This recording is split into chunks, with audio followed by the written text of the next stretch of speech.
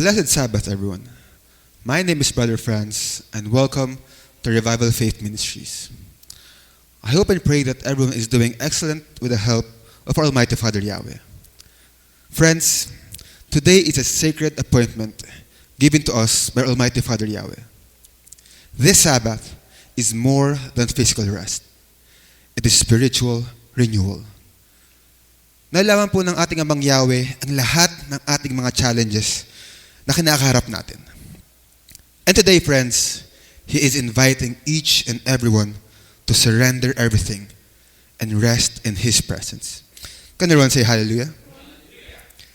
Friends, every Sabbath is an invitation to come closer to Abba Yahweh. And we do not need to hide anything from Him because He already knows our hearts. So today, friends, I gently encourage everyone to open your hearts and open your minds and allow Abba Yahweh to lead, guide, and take full control of our lives. To start our message today, please open your Bible in 1 Corinthians 5, chapter 6 to 8. And it says, "Your proud talk is not good. You know the saying, just a little yeast makes the whole batch of dough rise. Take out all the old yeast so that you will be a new batch of dough. You really are bread without yeast, Passover bread. Yes, Yahshua, our Passover lamb, has already been killed. So let us eat our Passover meal, but not with the bread that has the old yeast, the yeast of sin and wrongdoing. But let us eat the bread that has no yeast. This is the bread of goodness and truth." Friends, let us humble ourselves and seek the Father together. Let us pray. Heavenly Father Yahweh, we come before you this Sabbath with hearts open and humble. Thank you for this time of rest, reflection, and renewal. Search our hearts, Father Yahweh. If there are hidden motives, pride, or unbelief within us, expose them through your word today, Father. Speak to us clearly, Father Yahweh, that we may not only hear your word, but live it daily. Speak to us through your Spirit today, Father. Let your word refresh every tired body and revive every discouraged heart. We surrender our minds, our hearts, and our will to you. Guide every word that will be spoken. Let it bring comfort, encouragement, and courage.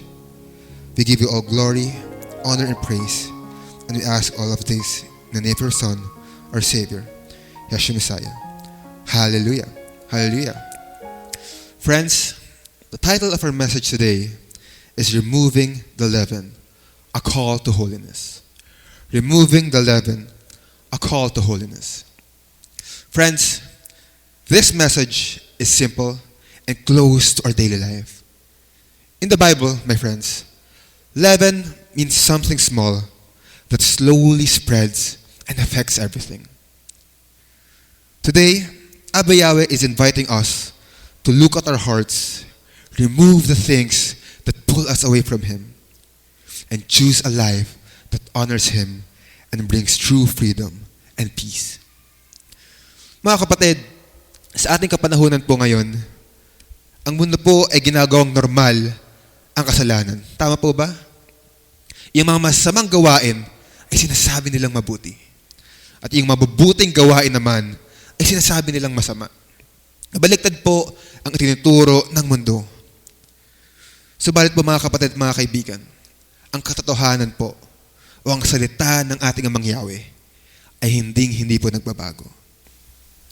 And friends, Abba Yahweh still sees sin as sin. Bakit ba ito itanggap ng mundo at kahit baguhin pa ng kultura ang kahulugan ng tama at mali? Ngunit hindi kailanman nagbabago ang pamantayan ng kabanalan ng ating Amang Yahweh. Marami po sa mga kasalanang nakikita natin ngayon ay inakalang harmless o walang masamang epekto. Tama? Ngunit kapag ang mga ito ay hinayaan at pinabayaan, unti-unti itong sinisira ang puso, ang isip, at ang buong buhay ng tao. Kaya mga kapatid, malinaw po ang panawagan ng salita ng ating Amang Yahweh. Na mamuhay tayo sa kabanalan at huwag makiayon sa pamantayan ng mundong ito. Mga kapatid, mga kaibigan, ang kabanalan po ay hindi po popular sa mundong ito at hindi ito itinuturo. Tama po ba? Hindi ito uso sa society ngayon. Subalit ang kabanalan po, ang holiness, ay ang mariing itinuturo sa Biblia. Kaya na po ang sabi sa 1 Peter 1 verses 15 to 16. Be holy in everything you do, just as Yahweh is holy. He is the one who chose you. In the scriptures, Yahweh says, be holy, because I am holy. Hallelujah? Friends, ang tunay po na kabanalan ay hindi lang pag-alam kung ano ang tama, kundi pagtalikod sa kasalanan at pagpili ng tama araw-araw. So, hindi po sapat ang pagkasabing naniniwala tayo. Kailangan makita ito sa ating pamumuhay. So, kapag pinili natin ang holiness, pinipili rin natin ang presensya at pabor ng ating Amang Yahweh. Tama po ba? Friends, kapag pinili natin ang kabanalan, tinatanggihan natin ang kasalanan at tinatalikuran ang lumang paraan ng pamumuhay. Ito po ang itinuturo ni Apostol Pablo doon sa ating opening Bible passage sa 1 Corinthians 5 verses 6 to 8. Di ba na pagtalikod sa kasalanan, pagtanggal sa mga lebadura o leavening sa ating pamumuhay. Friends, sa Biblia, ang leaven ay may malalim na kahulugang espiritual. Now, biblically speaking, ang leaven o lebadura represents sin, corruption, or influence that spreads quietly. Na maaaring maliit sa umpisa, pero naaabot at naapektuhan nito ang lahat. Kaya malinaw po na ginamit sa Biblia ang lebadura bilang babala sa atin tungkol sa mga kasalanan. And see, friends, leaven works slowly and silently. But you do not see it working, but the result becomes obvious later. Friends, once leaven is mixed into dough, it spreads throughout the whole batch. But does not stay in one place. But kumakalat ito sa buong masa. Mga kapatid, mga kaibigan, ganyan din po kadalasan kumikilos ang kasalanan sa ating buhay. Nagsisimula ito sa maliit at tila walang epekto. Pero kapag pinabayaan lamang ito, ay unti-unti nitong naaapektuhan ang buong buhay ng isang tao. Mga kapatid, ang maliit na kasalanan na napapabayaan ay hindi nananatiling maliit. Lumalaganap ito tulad ng lebadura. Kaya yung sinabi doon sa ating opening Bible passage po kanina, sa 1 Corinthians 5 verse 6, it says, you know the saying, just a little yeast makes the whole batch of dough rise. Friends, pinapakita po ng passage na ito na walang maliit na kasalanan. Walang maliit na kasalanan. Ang kasalanan ay kasalanan. Maliit o malaki man ito, kasalanan pa rin ito. Tama po ba? At kapag pinabayaan ang kasalanan, makakalat ito at naaapektuhan nito ang buong buhay ng tao. Katulad ng lebadura sa masa. Kaya hindi lang po tayo pinapaiwas ng ating Amang Yahweh sa kasalanan, kundi we are also instructed na tanggalin ang mga kasalanan sa ating buhay. Ito po ang sabi sa verse 7 ng 1 Corinthians 5 verse 7. Take out all the old yeast so that you will be a new batch of dough. Hallelujah? Friends, ang pag-alis po ng leaven ay nangangahulugang pagputol ng lumang ugali, lumang kompromiso, at lumang paraan ng pamumuhay. Ang pag-alis po ng lebadura o kasalanan sa ating buhay ay panawagan para sa ating lahat upang magsisi, magbago, at piliing lumakad sa kabanalan araw-araw. Diba? Hindi po ito minsan ng desisyon lamang. Diba? Hindi po ito minsan ng desisyon lamang, kundi patuloy na pagsunod sa tinuturo ng salita ng ating Amang Yahweh. Mga kapatid at mga kaibigan, hindi po sapat na alam lang natin ang salita ng ating Amang Yahweh. Diba dapat nakikita ito sa ating pamumuhay? So ang mahalagang tanong po sa atin, para sa atin po lahat sa araw na ito, may lebadura ba sa ating puso na kailangan nating alisin? Na may lebadura pa ba sa ating puso na kailangan nating alisin? May mga bagay pa ba tayo na dapat tanggalin sa ating buhay? Sa ating pag-uugali at sa ating pagkatao na hindi naaayon sa ating Amang Yahweh? Na may galit pa ba sa puso mo? May mga masamang bisyo, may mga kompromiso na matagal na dapat tanggalin sa iyong buhay? Friends, these are good questions para sa ating lahat bilang mga anak ng ating Amang Yahweh.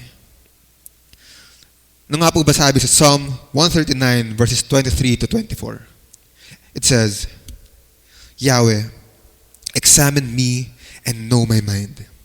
Test me and know all my worries. Make sure that I am not going the wrong way. Lead me on the right path that has always been right. Hallelujah. Friends, these passages remind us that Abba Yahweh lovingly examines our hearts, not to condemn us, but to correct us and lead us back to the right path. Ang layunin po ng pagsusuri ng ating Amang Yahweh ay hindi parusa, kundi pagbabalik sa tamang daan at mas malalim na ugnayan sa Kanya. Kaya po mga kapatid, kapag ipinapakita ni Amang Yahweh ang mga lebadura sa ating puso, ito po ay imbitasyon para sa pagbabago ng ating pamumuhay. Hallelujah? Remember this, my friends. Ang pag-amin at pagtalikod natin sa ating mga kasalanan ay palaging nagbubukas ng pagpapala sa ating buhay. Ito po ang sabi sa Proverbs 28 verse 13. It says, whoever hides their sins will not be successful, but whoever confesses their sins and stops doing wrong will receive mercy. Tagalog po, ang sino mang nagtatago ng kanilang mga kasalanan ay hindi magtatagumpay. Ngunit ang sino mang nagpapahayag ng kanilang mga kasalanan at tumitigil sa paggawa ng mali ay tatanggap ng awa. Friends, remember this. Almighty Father Yahweh wants to bless you. He wants to bless your life. And He wants to pour out His blessings sa buhay mo. Subalit po mga kapatid, mga kaibigan, kung puno ng lebadura ang iyong puso, ang iyong kaisipan at ang iyong buhay, hindi ka magtatagumpay kahit ano pa ang iyong gagawin. That's why, friends, I encourage you today, kung meron kang dapat tanggalin na lebadura sa iyong buhay, tanggalin mo na ngayon. Mas madaling alisin ang lebadura habang ito'y maliit pa kaysa kapag nakakalat na ito sa buhay mo. Tama po ba? Huwag mo nang hayaan na manatili pa ang kasalanan sa iyong buhay. Dahil mga kapatid, mga kaibigan, ikaw ay nilinis na at pinatawad na sa iyong mga kasalanan sa pamamagitan ng dugo ng ating Messiah Yeshua. Can everyone say hallelujah?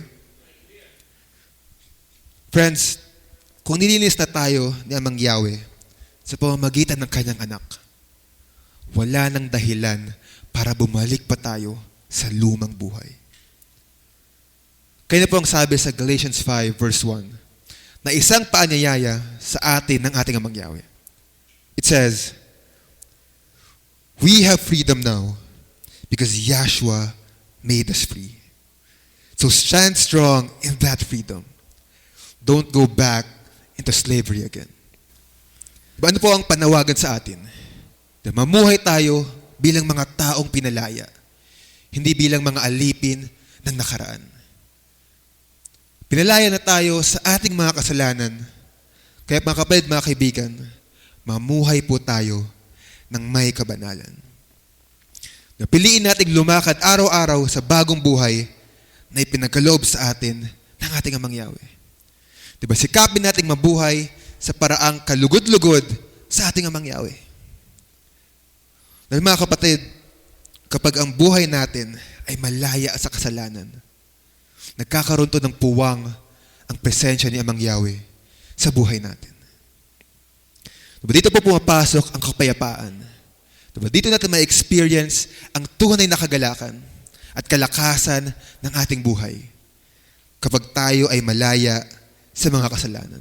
Hallelujah! At bilang sa paghahanda natin sa nalalapit na Passover at Feast of Unleavened Bread sa susunod na buwan, handa po natin ang ating mga puso at isip sa mga mahalagang kapestahan nito ng ating Amang Yahweh. Siyasatin natin ang ating mga sarili at tanggalin ang mga lebadura sa ating buhay. Friends, ngayon po ang tamang panahon upang mag-umpisang magsisi, magbago, at linisin ang ating mga puso. Upang sa pagdating ng Passover at Feast of Unleavened Bread sa susunod na buwan, ay magagawa natin ito ng may katapatan at kalinisan sa presensya ng ating Amang Yahweh. Hallelujah! Upang mas maunawaan po natin kung gaano kaseryoso ang maliit na kasalanan ng pinapabayaan, tignan po natin ang isang totoong pangyayari sa Biblia na magpapakita po sa atin ng epekto ng kasalanan kahit ito ay maliit at palihim na ginawa. Ipinapakita po sa story na ito ang isang lihim na kasalanan ng isang tao ay maaaring magdala ng epekto sa marami. At ito po mismo ang makikita natin sa ating pag-uusapan ngayon. Friends, let us look at the story of Achan in Joshua chapter 7. Most of the time, my friends, ay na-overlook po ang story na ito at hindi nakikita ng maraming tao kung ano ang epekto ng kasalanan kahit ito ay maliit lamang. Friends, some people will say, maliit naman itong kasalanan ko at walang epekto ito sa aking buhay. Or sometimes, friends, they will say, wala namang nakakaalam ng sin na ito, kaya okay ako. Kaya naman, friends, let's talk about the story of Achan. Sino-sino pa dito ang nakakilala kay Achan? Friends, si Achan po ay isang Israelite galing sa tribe of Judah. He was the son of Carmi and a member of Abiyahu's chosen people. Hindi po siya isang outsider. Hindi siya isang outsider. Ano po ba pinapakita nito, mga kapatid, mga kaibigan? Na pinapakita po nito na kahit tayo ay mga mananampalataya at kilala natin si Amang Yahweh, we are prone na magkasala kung hindi tayo mag-iingat. At tandaan po natin ang kasalanan ay may laging dalang kapinsalaan sa buhay ng tao. Let us continue the story of Achan. Na pagkatapos na manalo sa pakikipaglaban ang mga Israelites sa Jericho, nagbigay ng maliwanag na utos o command sa mga Israelites. Diba, ano po ba ang instruction ng ating Amang Yahweh sa kanila? Let us read Joshua 6 verse 18. And it says, "Don't take anything. If you take anything and bring it into our camp, you yourselves will be destroyed. And you will cause trouble for the rest of our people." Friends, they were all instructed not to take anything. Tama po ba? Wala silang dapat kunin kahit ano pa ito. Friends, everything in the city was devoted to Abba Yahweh and was not to be taken for personal use. Kaya kung mabasahin po natin yung Joshua 6 verse 19, ganito po ang nakasulat. It says, "All the things made from silver, gold, bronze, and iron belong to Yahweh. They must be put in Yahweh's treasury." So bakit, mga kapatid, ano po ang ginawa ni Achan? Hindi po siya sumunod sa ipinag-utos ng ating Amang Yahweh. Achan deliberately disobeyed Abba Yahweh's instructions. Achan secretly took silver, gold, and a beautiful robe and hid them in his tent. Diba? No one knew except Abba Yahweh. Basahin po natin Joshua 7 verse 1. It says, "But the Israelites did not obey Abba Yahweh. There was a man from the tribe of Judah named Achan, son of Carmi, grandson of Zimri, great-grandson of Zerah. Achan kept some of the things that should have been destroyed. So Yahweh became very angry with the Israelites." Friends, this reminds us that obedience is not about what others see, but about honoring Abba Yahweh, kahit wala pong nakakakita. Friends, sin usually starts in secret, but it never stays hidden forever. What we hide from people can never be hidden from Abba Yahweh. Tama po ba? And remember this, my friends. Wala po tayong maitatago sa ating Amang Yahweh. Wala po tayong maitatago sa ating Amang Yahweh. Di ba, ang akala po ni Achan ay maliit lamang po ang kanyang ginawang kasalanan.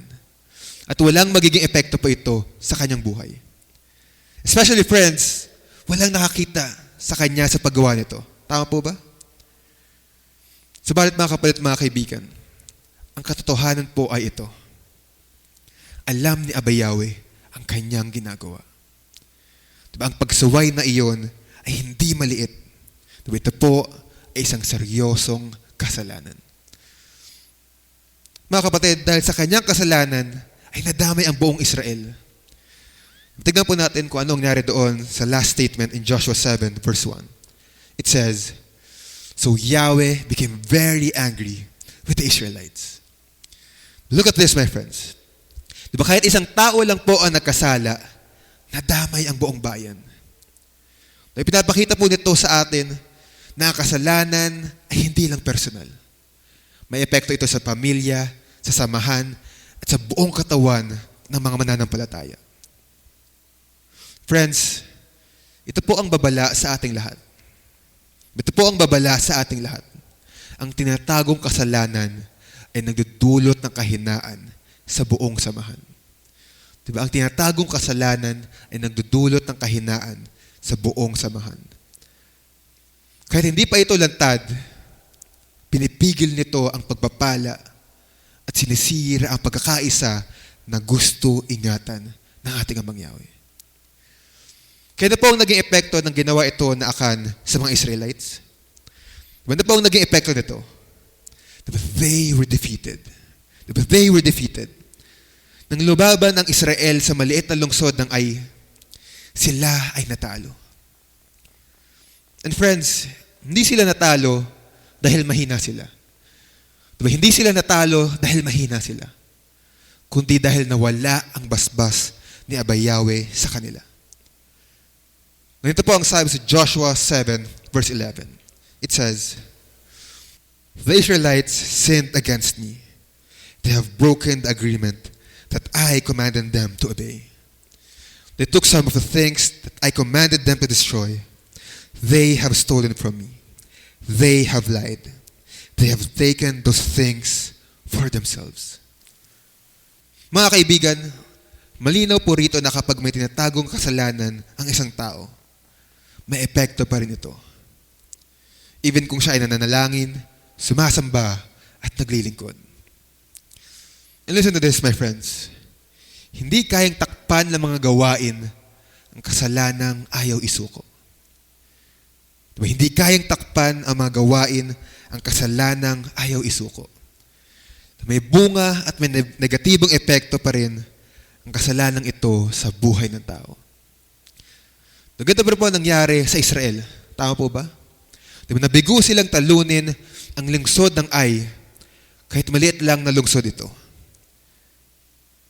And friends, hindi sila natalo dahil mahina sila, kundi dahil sa tinatagong kasalanan ng isang tao. Mga kapatid, mga kaibigan, isang lihim na kasalanan ang nakahadlang sa tagumpay ng buong bayan. Tama po ba? Kaya po ito ang palagi nating sinasabi, na ang tagumpay ay kasabay ng pagsunod. At ang pagkatalo ay madalas bunga ng pagsuway. And friends, remember this. Obedience leads to victory. Disobedience leads to defeat and pain. Kaya malinaw ang paanyaya ng ating Amang Yahweh na iwanan natin ang kasalanan at mamuhay po tayo ng may pagsunod sa kanyang mga salita. Tama po ba? Mga kapatid, alisin po natin ang leaven sa ating buhay. Kapag pinilit nating magpakatapat, magpakumbaba, at sumunod, ibinabalik ni Aba Yahweh ang kalakasan, pagkakaisa, at tagumpay ng kanyang mga anak. Hallelujah! Kaya na po ang paalala ni Amang Yahweh kay Joshua sa Joshua 1 verse 8.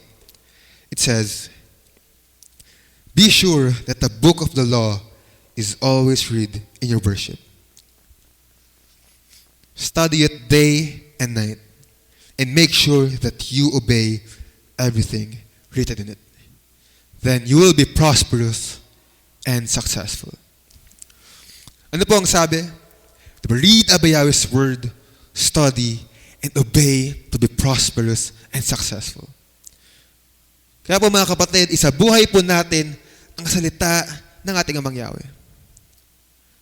Dahil ang malalim na pagkaunawa natin sa salita ng ating Amang Yahweh ang magbubukas ng ating mga mata upang makita, matukoy, at tuluyang alisin ang leaven sa buhay natin.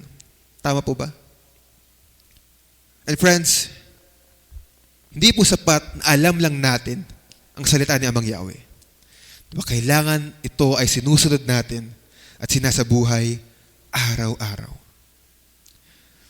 Remember this, my friends. Knowledge that is not put into practice produces no fruit. Knowledge that is not put into practice produces no fruit. Ang kaalaman daw po na hindi sinasabuhay ay nananatiling walang bunga. Kaya po mga kapatid, ang panawagan po sa atin ng ating Amang Yahweh ay hindi lang po malaman natin ang kanyang salita. Kailangan po may pagsunod at pagbabago sa ating buhay. Mga kapatid, mga kaibigan, ang holiness po or ang pamumuhay ng may kabanalan ay nagsisimula kapag pinili nating talikuran ang kasalanan at sumunod sa kanyang mga salita.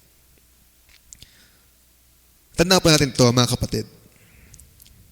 Ang pag-aalis po ng leaven sa ating buhay ay desisyon na dapat natin gawin araw-araw. Tama po ba? Dapat piliin natin sumunod kay Aba Yahweh kahit may kapalit na pagsakripisyo. And friends, hindi po ito madali. Diba? Hindi ito madali. Pero ito ang landas na humahantong sa tunay na buhay at kapayapaan. Kapag pinili natin ang pagsunod sa Kanya, makikita ang mabubuting pagbabago sa ating mga gawa, salita, at pag-uugali. Kaya po mga kaibigan, hinihikayat ko ang bawat isa sa atin ngayon na sikaping mamuhay ng may kabanalan. Diba, isang buhay na kalugod-lugod sa ating Amang Yahweh. Hallelujah. Friends, ang kwento po tungkol kay Akan ay nagpapakita sa atin na kahit maliit na kasalanan or mga hidden disobedience ay may malaking negatibong epekto sa buhay natin. Makagaya po ng leaven o pampaalsa na kahit kaunti lang ang ilagay mo sa masa o sa dough, unti-unti itong kakalat at aapekto sa buong timpla. Tama? Sa parehong paraan, ang maliit na kasalanan na pinababayaan at tinatago ay dahang-dahang sisira sa ating espiritual na buhay kung hindi ito agad tinatanggal. Mga kapatid, ito po ang dahilan kung bakit tayo ay tinatawag ni Aba Yahweh na agarang alisin ang leaven sa buhay natin. Diba? Hindi dahil gusto niya tayong parusahan. Hindi dahil gusto niya tayong parusahan, kundi dahil nais niyang tayong iligtas at ingatan mula sa mas malaking kapahamakan.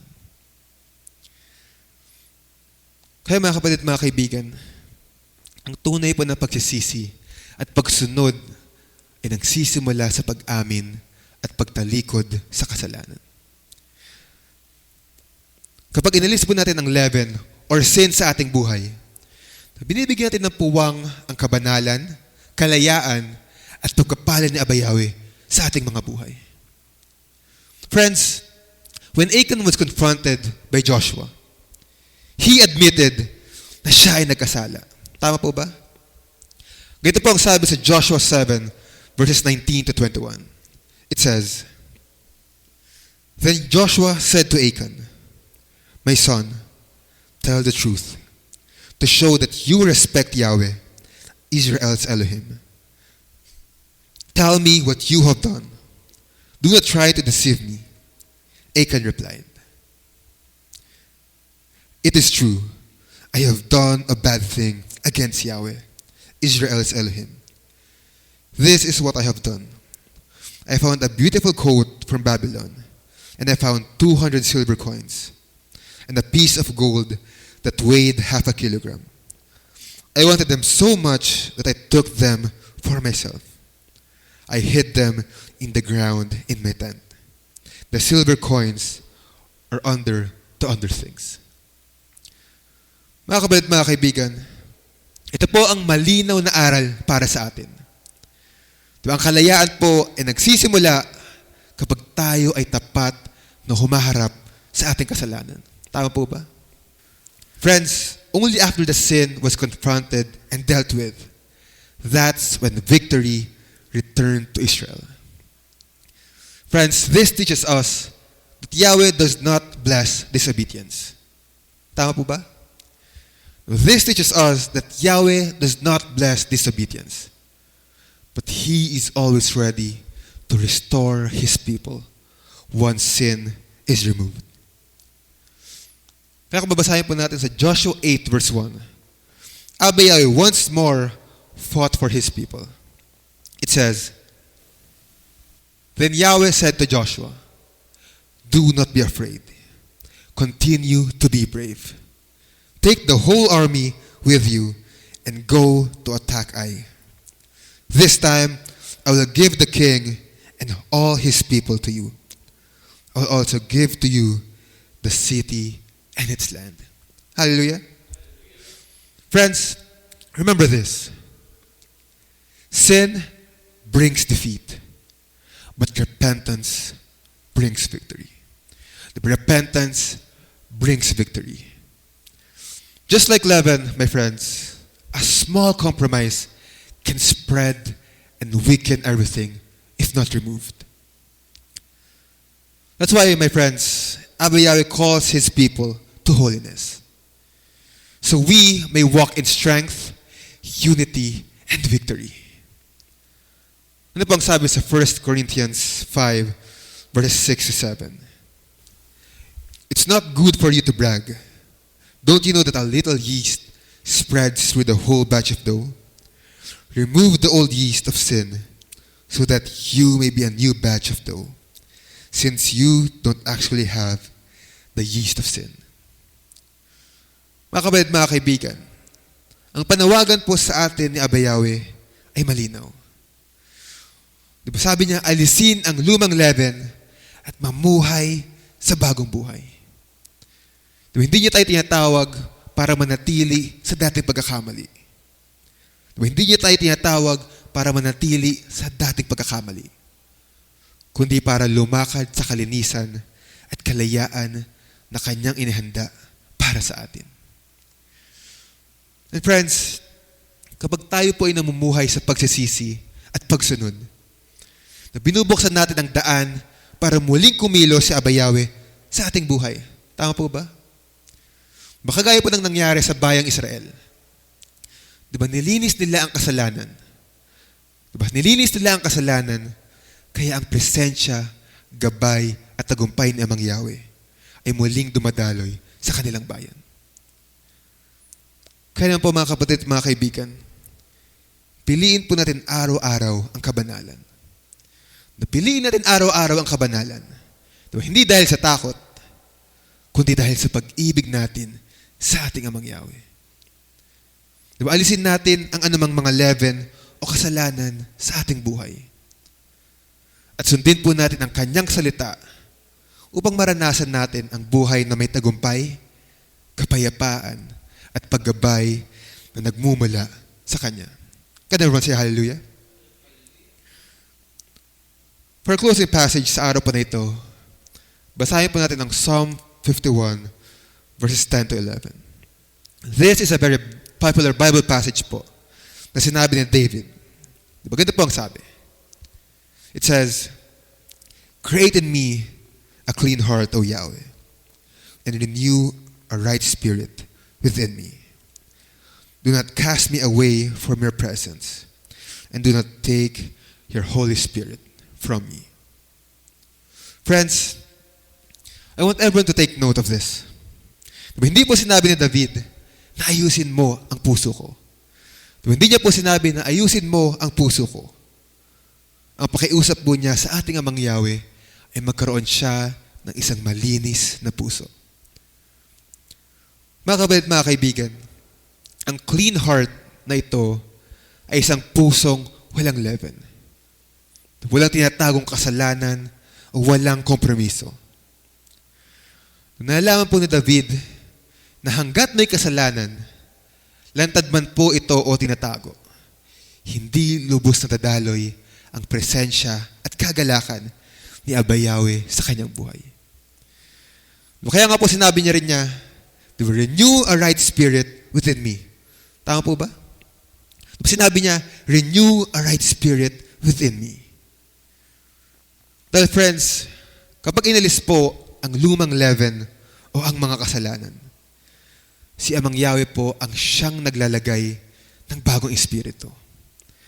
Dinalagay niya ang isang pusong handang sumunod, magmahal at mamuhay sa kabanalan. Hallelujah! Mga kapatid, mga kaibigan, ang pagtanggal po ng leaven sa ating buhay ay hindi lang po tungkol sa pag-iwas sa kasalanan. Ito po ay tungkol sa pananatiling natin araw-araw sa presensya, sa gabay at espiritu ng ating Amang Yahweh sa buhay natin. Kaya po mga kapatid at mga kaibigan, humiling po tayo ng malinis na puso. Alisin ang mga kasalanan sa buhay natin. Piliin ang buhay na may kabanalan at lumakad araw-araw sa presensya ng ating Amang Yahweh. Hallelujah! Mga kapatid, mga kaibigan, nawa ang mga aral ng ating napakinggan ngayon ay maging gabay sa atin. Diba? Habang tayo po ay patuloy na naghahanda para sa darating na Passover at Feast of Unleavened Bread. And friends, naway maging paalala po ito na ang tunay na paghahanda ay nagsisimula sa malinis na puso at masunuring buhay. Naway mga kapatid, bauni po natin mga salitang ito sa ating mga puso at isip. At hayaan po natin itong magbunga sa ating mga gawa. And friends, sa ganito pong paraan, ang ating pamumuhay at paglilingkod ay magiging kalugod-lugod po sa ating Amang Yahweh. Hayaan po natin ang presensya ng ating Amang Yahweh ang maghubog sa ating mga isip, salita, at mga gawa. Sa araw-araw nating pamumuhay ay makita ang mga mabubuting pagbabago, kabanalan, at pagsunod sa ating Amang Yahweh. Kaya po mga kapatid, mga kaibigan, mamuhay po tayo bilang mga anak ng ating Amang Yahweh na walang mga leaven sa ating buhay. But it means may malinis na puso, matatag na pananampalataya, at agarang pagsunod sa mga salita ng ating Amang Yahweh. Can everyone say hallelujah? Before we end our message, samahan po ninyo ako sa maikling panalangin. Let us pray. Almighty Father Yahweh, thank you for your word today. Thank you for reminding us that even small sins can slowly spread. just like leaven, and affect our holy life. Father Yahweh, we are grateful that you speak to us, not to condemn us, but to guide us back to the right path. Father Yahweh, please search our hearts. Show us anything in us that is not pleasing to you. Hidden sins, wrong attitudes, bad habits, and compromises. Please give us the humility to admit our sins, the strength to turn away from them, and the grace to walk in obedience every single day. Father Yahweh, please create in us a clean heart and renew a right spirit within us. Please don't let us drift away from your presence, and don't take your Holy Spirit from us. Help us to love what you love and to hate what pulls us away from you. Father, as we prepare for Passover and the Feast of Unleavened Bread, help us prepare not only our homes and schedules, but most of all, our hearts. Father Yahweh, teach us to remove the leaven from our lives so we can walk in freedom, peace, and holiness. Abba Yahweh, help us live a holy life, not to impress people, but because we love you. May our words, our choices, and our actions honor you. We trust you to guide us, strengthen us, and keep us close to you every single day. Father Yahweh, once again, we thank you for the wonderful and amazing blessings. And we ask all of this through the name of our Son, our Savior, Yeshua Messiah. Hallelujah. Hallelujah. Maraming salamat po sa pagsama sa amin sa Sabbath celebration for today. And a blessed Sabbath day po sa ating lahat. Hallelujah. Praise Yahweh. Let's go ahead and stand up and receive Abba Yahweh's blessings. Yavareka ka Yahweh v'yishmereka, Yair Yahweh paneveleka v'kunika, Yesa Yahweh paneveleka v'yesem leka.